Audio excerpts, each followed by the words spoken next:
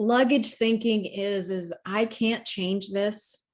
It's not right. All of that stuff is true, but I'm going to use it to grow and to become the best me that I can be. And I call those things gift wrapped in sandpaper. They're painful. They rub us the wrong way. They aren't fun, but we can use them to grow. Hello and welcome to the Disrupt the Everyday podcast. We're here to help you navigate life while disrupting the status quo. Our discussions cover a number of topics relevant to everyday life. We discuss everything from relationships to entrepreneurship. We also engage in some difficult but important conversations. And now, here are your hosts, Brian and Tanya Hamilton. Hello and welcome to episode 47 of the Disrupt the Everyday podcast. Today we're joined by Donna Tashjian, founder of Vibrant Living International. Donna is a life mastery coach, speaker, podcaster, and author. Donna, thanks so much for joining us today. My pleasure. It's a pleasure to be here. Well, I'm going to start off by asking the kind of very loaded question early on. Who is Donna Tashjian? That is a great question to be able to start and probably make people think. It's like, who am I? And that kind of thing. But my favorite thing is I'm a wife and a mom. That's one of the biggest joys of my life. In November, I'll be married 37 years, and I have 3 married kids, and they all live within 15, 20 minutes of me, and 8 grandchildren. So that's my biggest thing. I am a woman of faith. That's another thing that I am. I am a life mastery coach, helping people to get rid of the lies that we believe about ourselves, that life tells us, so that they can really find out who they are and live the life that God really has planned for them. Awesome. Now, I've had a chance to listen to some of the interviews that you've done. And, reading your bio, one of the things that is a recurring topic is this idea of turning your baggage into luggage. Yes. Would you mind unpacking that concept for us? I had a really hard time trying to describe, what do I want to do? And with a lot of prayer and talking with people, I came up with turning our baggage into luggage. It was a concept that no matter what we've been through, we can kind of get.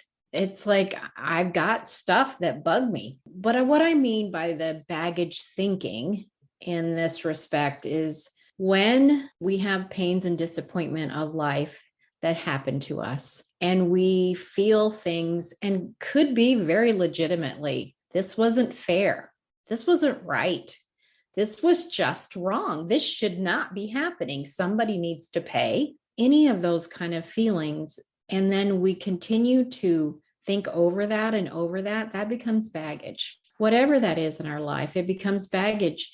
I wish I'd have said this, and I wish I'd have done that. And all of those. I heard a guy say, I win every argument with my wife. And his buddy goes, what? He goes, well, in my mind. And luggage thinking is I can't change this. It's not right. All of that stuff is true, but I'm going to use it to grow and to become the best me that I can be. And I call those things gift wrapped in sandpaper. They're painful. They rub us the wrong way. They aren't fun, but we can use them to grow. So that's kind of what I mean. Does that make sense? Yes. Yeah, definitely. That makes sense. And, you make me think of, and this quote comes up a lot, but it's the Steve Jobs quote. And I'll paraphrase it, that essentially you can't understand how the pieces fit together looking forward. It's only when you're looking back and you can apply hindsight, and you can really see how all the pieces connect, how all the dots line up. Yeah, absolutely. Absolutely. So you talk about getting over a painful past. So we just talked about the, luggage and the baggage. Now, I mean, for everybody, that's going to look different, right?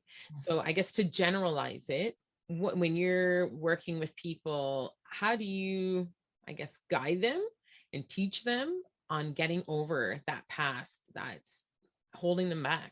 Well, one of the steps I alluded to, I have a name and numbers for everything, making outlines and all of that.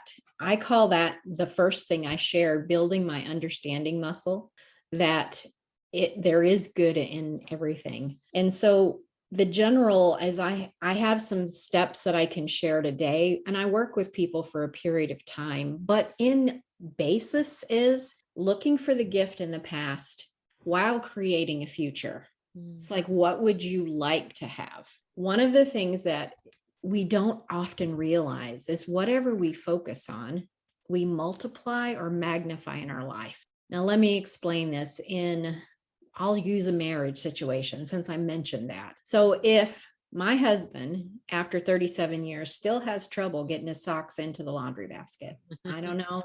I'm not going to tell a lot of tales, but if early in my marriage, and I did this, I will own up to it. Early in my marriage, if he really loved me, he would know and not just assume I'm going to throw and he would do it. Why can't he just get them in there? And all day long, I'm thinking about this. He comes home, I'm mad, and he didn't even know why. Mm-hmm.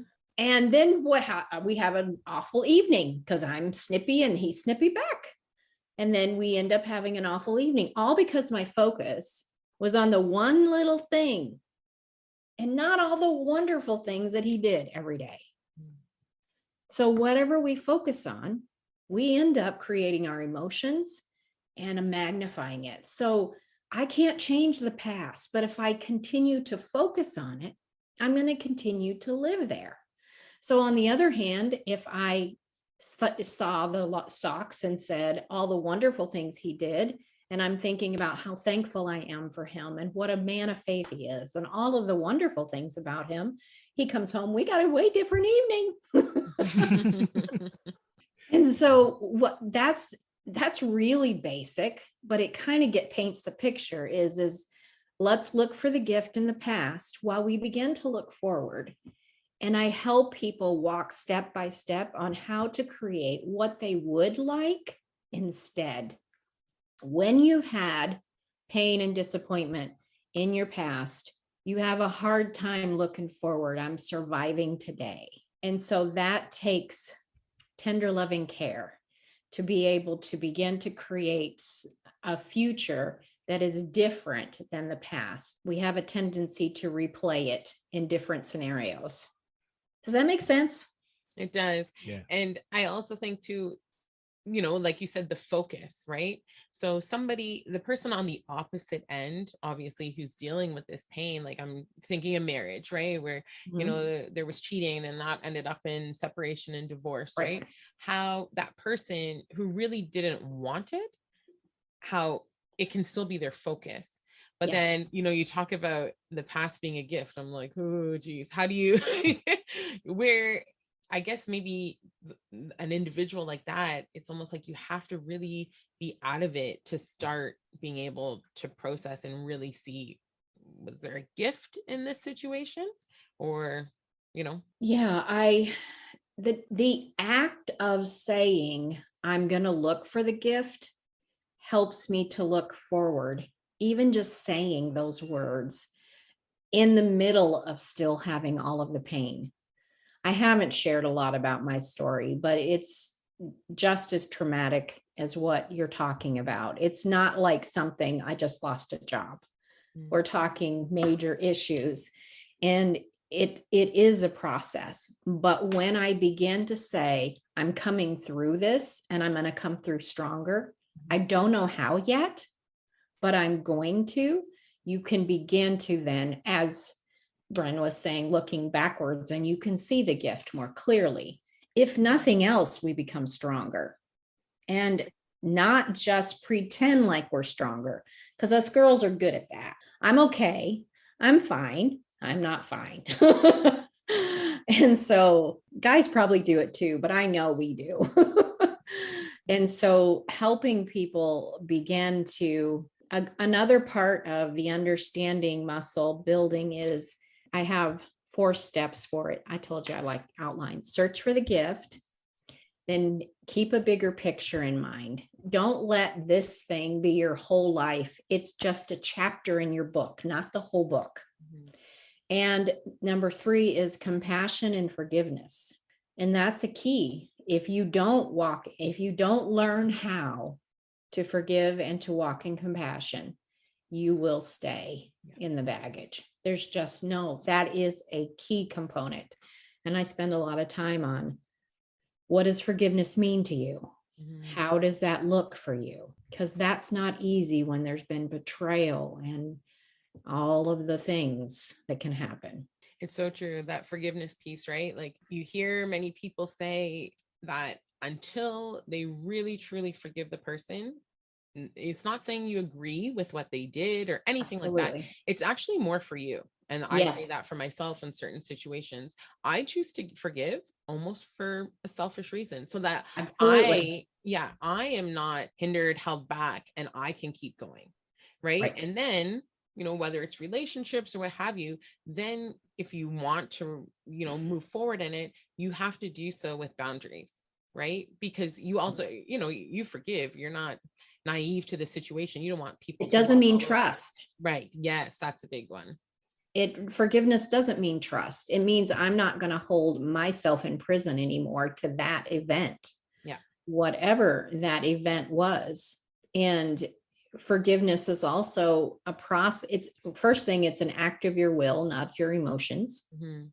It's a choice. Your emotions will follow. And also it's a process, because when there has been trauma, I deal with women had sexual trauma, all kinds of incidents that when there's been serious trauma, it is, I forgive today to the capacity I have. And as I heal, then I can forgive to the capacity that I have. I call it an onion because it makes us cry.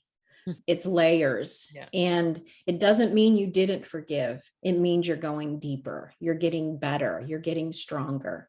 And that revelation, because you feel like, I thought I was over this.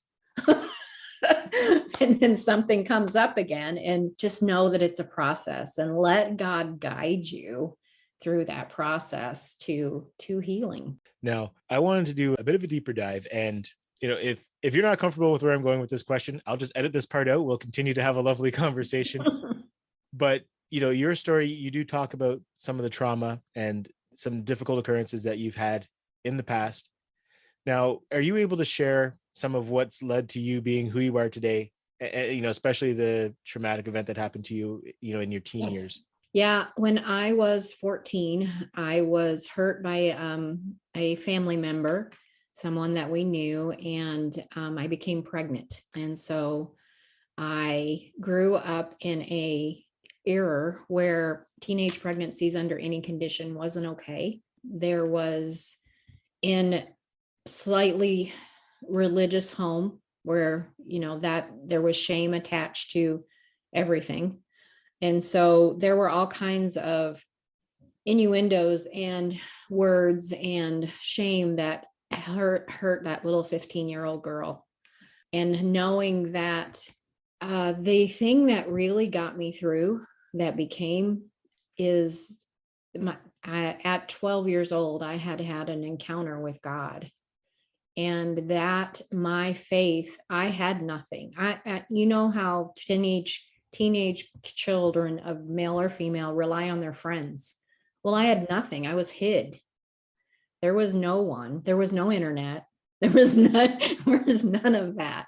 And so I was totally isolated, and it was me and God. There was nothing else. And that forced me to build a foundation. And one thing I can say, he's never failed. He's never failed me in all of this things. There were times that I wasn't sure I would have enough to eat. I fed my little girl, but I didn't always eat like I should. And there was times when I made $1 too much to get what we called food stamps at that time. $1. I was working full time and I needed help. And all of that brought me to develop strength and fortitude to be able to be the woman that I am today. Went through a lot of different things, of all of the things I'm saying, forgiveness and trying compassion and all of those. But as I became a woman, because I wasn't one then, as I became a woman, I was always the girl people were coming and telling their problems to. And so I always was doing some form of mentoring in my church, discipleship, and different situations outside in nonprofit organizations. So I was always that girl. And so about 10 years ago, I had another life change where I'm like, what do I want to do now that I'm grown up? And Vibrant Living was born out of that. And so I went back to school to learn how to do what I was naturally gifted at even better, how to create the systems and the structures so that you can actually move people through to transformation in a much quicker space than just girls listening to it. So that's how I got here. What a story. And yeah, so just, I guess, looking back on those younger days, can you share what some of the experiences were like being a single mom? And just you talked about it a little bit with some of those, you'd earn $1 too much to qualify for food stamps. What was a typical day like? I got up and I remember having time with God. I exercised. I got my little girl ready. I took her to the babysitter. I'm picturing myself at 18. And so she was 3, and I take her to the babysitter, and then I would go to work for 8 hours, pick her up, do the same thing again. At 19, I started taking one college course a semester. So one night a week, I went to college. So she would stay later at the sitter, and she would fall asleep there. I would pick her up, take her home, put her in bed, go back to work at the next morning. Then I had schoolwork on top of all of the rest of it. So that's pretty much what my day was like. And then I guess a few years later, you met a guy who had some challenges with getting socks into the laundry bin. How did that all unfold? I met him at night at college, and he was in the Air Force. And so he was taking a local class. He was local, taking a college course at night. And we met there, and he was slightly shy. So he waited till the last night of class to ask me out in case I said no, he wouldn't have to face me at the next class. You're like, that makes sense. I'm like, what if I didn't come? Look what you would have missed. Oh, so he asked me out. It was December 18th was our first date. And this year it will be 40 years. So since our first date. So yeah. And the interesting thing is, I'm sure, when you were 18, you were thinking, will I ever meet someone, who knows? Yeah. That's where my mind goes. Right. And then it's just, we all know God works in mysterious ways, and he does. Like, we believe the same thing, there's a plan for all of our lives, and just that, meeting. And well, the way I started class, the first class where we met is I worked for a medical doctor's office, and I needed to increase my medical terminology to be able to work so they paid for that first class that I met him at. And then I continued to take classes from then on. So yeah, it's total, coincidence. I say that in air quotes, it's that kind of thing occurred, and the way that it transpired from there. So yeah, it's amazing that a little girl, he was in the military, so he wasn't from the state I was in. So, he wouldn't have been there other than that kind of happenstance of occurring. So it's been a great time. Obviously, to just move forward in life, we talked about it a little bit. You had to really embrace forgiveness. Yeah. Right. So how, maybe there's not, you may not have a 4-step way of doing this, but how do we forgive someone in such difficult circumstances? That I'm trying to think of the best way to word it. It's a couple of times meeting with people where we begin to introduce it and walk people through it. The main thing is some things we've touched on right now is forgiveness is not saying that it was okay. It's not saying that they're going to get away with it. It's not saying that you got to trust them and let them back in your life, whatever person it is. It isn't saying any of those things. It's saying that I'm not going to let you keep me prisoner, because when I hold unforgiveness, I keep reliving that event. Do we want to do that? Absolutely not. And so we have to learn to I grew up in the South, And so my mom always said, your chickens will come home to roost. And if you kind of get what that means, people will reap what they sow. And I just don't want to be the one reaping resentment and revenge and anger and all of those kind of things. So I forgive, because that hinders my relationship with God. And there isn't anybody that's worth that. There isn't any incident that's worth hindering my relationship with God and what I will reap in return. So it's understanding what forgiveness really is makes it easier to actually say, I forgive them. I choose to let it go. I'm not harboring that against them anymore. It's that simple, not easy, but simple. So talking about forgiveness, I want to switch gears, I guess. Well, I want to switch gears and look at the shame and guilt. So the person on the opposite end, right? Now, you had on your website the other day a post on letting go of guilt, different ways to let go of guilt. So please enlighten us, share with us.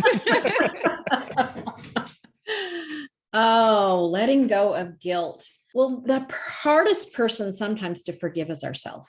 And I didn't do the research, but I read some studies that someone did a test of 40 different negative emotions in people's perspiration. And they tested the perspiration when they were feeling these 40 different emotions. And guilt, the perspiration from people feeling guilt was highly, highly acidic. And if you think about what acid would do if I dropped it on your arm, what is it doing on the inside of us? So feeling guilty and learning how to forgive yourself is one. And the other thing is we have unreasonable expectations of what we were supposed to have done. We feel guilty sometimes taking a bubble bath. It's like, instead of, the kids can go with somebody else for a little while, I need to do something for me. We have guilt about all kinds of stuff. But the bigger things is learning just to forgive yourself. But ultimately, it's receiving forgiveness from God. It's accepting that he paid the price. If I'm going to say what I really believe it is, he paid the price for our sin, and therefore we can receive forgiveness because he paid the price I don't need to pay. And therefore I can forgive myself and receive his forgiveness. Both of us don't need to be miserable. He did it for me. Looking more at guilt, I'm just trying to think, in the shame factor, because I feel like there's, again, continuing on, it really weighs people down. Yeah. So I'm just trying to think of a way to ask a question a little bit more about that. Well, you had asked me about guilt and shame. So let me touch on shame just for a little bit. With shame is the belief that I am unworthy. If we get right down to it, is I'm unworthy. I don't deserve goodness. I don't deserve love because I am inherently bad. And so that's a really deep belief that there's different levels of it, because people tried to put shame on me. But I think it was, I'll have to give credit to God, but I'm just like, I'm going to prove them wrong. Maybe it was my hair color. I don't know what it was, but anyway. People have said all kinds of things, but I'm like, I'm going to prove you wrong. So, but that kind of, so there's different levels where people try to put shame on us. But when we inherently believe that something is wrong with me, then what I walk them through is actually looking at, I'll tell one story. I had a client who came to me, and her husband had just had an affair, and they were both in the church. He had an affair with somebody else in the church. And he left her with twins that were 5 years old and a 1-year-old. And she came to me because she said, I'm also a health coach. She wanted to lose weight and feel better. It's never about the food, but anyway. And so she carried shame. She felt like if I had been a good enough wife, if I had been a good enough whatever, that good enough thing that you're never good enough for, that thing. And so I asked her, did you do, as we talked about her situation with her husband, he was an alcoholic. He was the one who had the moral failure. She wasn't. And the way that I describe it when I'm working with people is it's not what happened to us. It's what you make it mean about you. That's what's devastating. Not that the things isn't devastating, but that's what sticks with you. Is if that had happened to me and then I believed all of the words and things that were said, that would have been what would have devastated me, not the act. And so as I explain that, what are you making him leave about you? Well, I'm a failure. Well, is that true? Or was he a failure? And as we talked it through, she was able to actually see the truth that she wasn't the problem. She wasn't the one who chose to do what he did. And in most of the situations I talked with a woman earlier today, and her husband asked for a separation, and she made it mean the same thing. But when we talked about it, she's like, but that's not true. Then she began to see the truth. So talking through what you make it mean, and that simple phrase can really decide when you say it out loud, that's not true. And you begin to see it. That's when shame can be exposed. When the truth is begin to shine on the situation and you see that. And ultimately, another piece I bring into is you are worth the price that someone paid for you. Whatever it is, you are worth the price. And so I ask the question, most of them are moms. Do you have a child that you would be willing to give up to die for anybody you know? Would you let one of your children die for somebody else?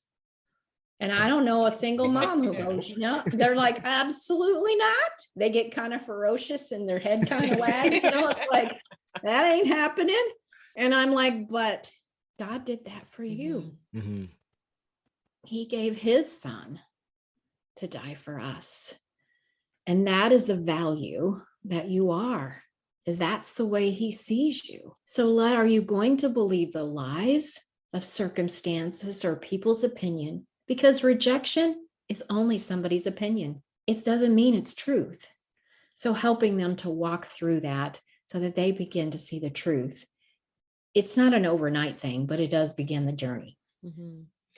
And the interesting part with the shame is that when you get to that point where you almost don't have to defend yourself anymore because you didn't do anything, in these type of situations, right, that you're saying, that's, I think, when somebody, where the healing really has taken place. Because I think, in these situations, people are like, well, it wasn't me. I didn't do anything. This was him, right? Yes. You're always wanting, because, you want your name to be clear. I would too, right? But when you can say, you know what, we've separated. This is a situation. I don't have to answer to anybody. I know the truth and what happened. That's freedom. And that's definitely that full circle, right? Absolutely. It's a great analogy. Now, I want to talk about something a little bit more lighthearted. I know we went pretty deep there for a bit, but so something that caught my eye is you had a couple of posts about the Eeyore mindset. And it just, when I just even read the headline there, it just makes me think of, people I've encountered. I think we've maybe all been there at some point in our life as well, even if it's just situational, where, when I think of Eeyore, I think of the person who can find the storm cloud in every silver lining. They can find the problem to every solution. Yep. Can you talk to us about the Eeyore mindset a little bit and how you overcome that? Well, I talk to people about this with my program that I called Choose Joy. And the reason why I say it is because it really is a choice. Mm-hmm. And I have a soapbox. Is it okay if I pull it out for a minute? Oh, absolutely. Okay. I would love that. My soapbox is the way that anxiety and depression is handled by the medical field, if you will. And it is that it is the only illness, if we want to use that word, that people make it their identity. They don't say, I am cancer. They don't say, I am diabetes, but they say, I am depressed. And the I am there, the words are really powerful because they don't know, they begin to not know how to separate one from the other. And we're stronger than our emotions. Emotions don't define us, and it begins to define people that are struggling with that. I say this with all the sympathy, and I've experienced understanding for depression and anxiety. I'm not saying that. I'm only saying that we get to choose. If we could realize we really can choose not to be Eeyore. Remember, we talked about where we focus. Mm-hmm. And one of the mentors of mine says we could all be 15 minutes away from depression if we focused on whatever wasn't going well in our life or just took on the news. Let's just turn on the news. We will be depressed, freaked out, wondering how we're going to survive. We're all going to die. There's not going to be enough food, all of that. And so it's what I begin to focus on. And so it is a learned pattern to begin to choose not to be Eeyore and look for the rain cloud in every sunny lining and being able to choose. I know I am minimizing this for a short period of time, but that's one of the things that I focus on. It's you have a choice, first of all. So Brian always asks this question. I'm going to jump in and ask before he does. So Donna, what would you tell 14-year-old Donna about in that moment when you knew and found out you were pregnant? What would you tell her? Whoa, I don't like to go back there. That was pretty painful. I would tell her that she was valuable and that somebody would love her because she didn't feel lovable like anybody would love her at that moment, and that she would make it. I think those were the things that I would tell her. And here you are today. And here I am today. Yes, here I am. Great. So Donna, you have a book. I would love to hear about that and what you're working on. The latest book I wrote is called An Umbrella on a Sunny Day. And it is coming from the mindset where we're waiting for the other shoe to drop. It's sunny outside, but I know it's going to be raining soon because that's just my luck, right? It's that kind of mindset. And when we have been through trauma, we build up, our brain does it, naturally speaking, trying to protect us from being injured again. But those are also walls. And they're also expectations that's looking for the bad to happen because I need to be prepared. It's going to happen. Where is it? I know bad's happening. And so the Umbrella on a Sunny Day is me sharing this story of a little bit more in depth of my finding out I'm pregnant and walking through that, and my story and some tips and strategies on how to transform that so you can enjoy the sunshine and not be looking for the rain cloud. I love that. Positive, encouraging, all what we need, especially in these days, right? So especially today. Yes. So Donna, where can we find you online? I am on all the social medias and my name is Unusual, so I'm pretty easy to find. And my website has that book that I mentioned. It's a free ebook that's there for you if you'd like to take advantage. And the website is iVibrantLiving.com. Perfect. Well, thank you so much, Donna. This conversation has been great, encouraging and uplifting, and hope to chat with you again soon. Thank you. It's been my pleasure. Thanks for listening to the Disrupt the Everyday podcast. For more ways to listen, connect with us on social media. To be a guest or to partner with us, check out our link tree at Disrupt the Everyday. Join us next time for more ways to disrupt the everyday.